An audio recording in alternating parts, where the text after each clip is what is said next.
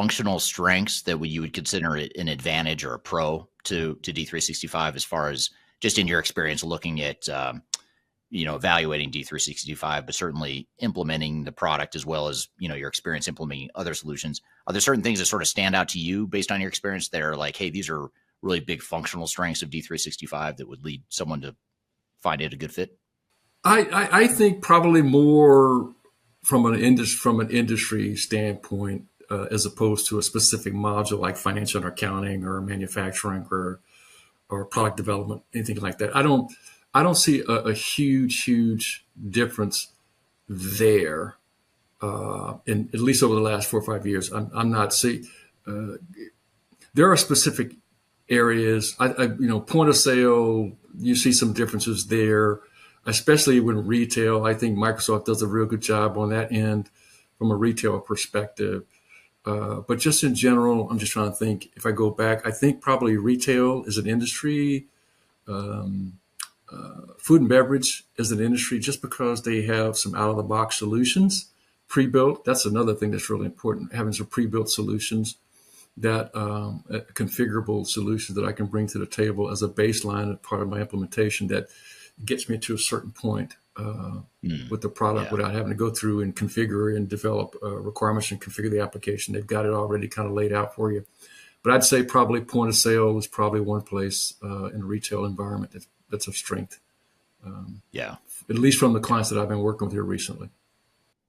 Have you done anything with field services, like the field services component of D365? Is that no, not much in the last 4 years with the clients that I've been working with. So I don't have a real big touch point there to share from an experience perspective.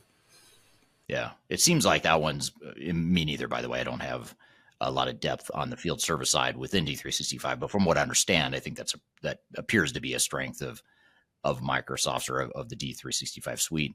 You sort of touched on this, and I don't know if this is what you're alluding to, but when you talk about specific industries and industry fit, a lot of the ways that Microsoft as a product is fitting into these industries is through the ISVs, or what does that stand for? Independent software vendor, I guess it is.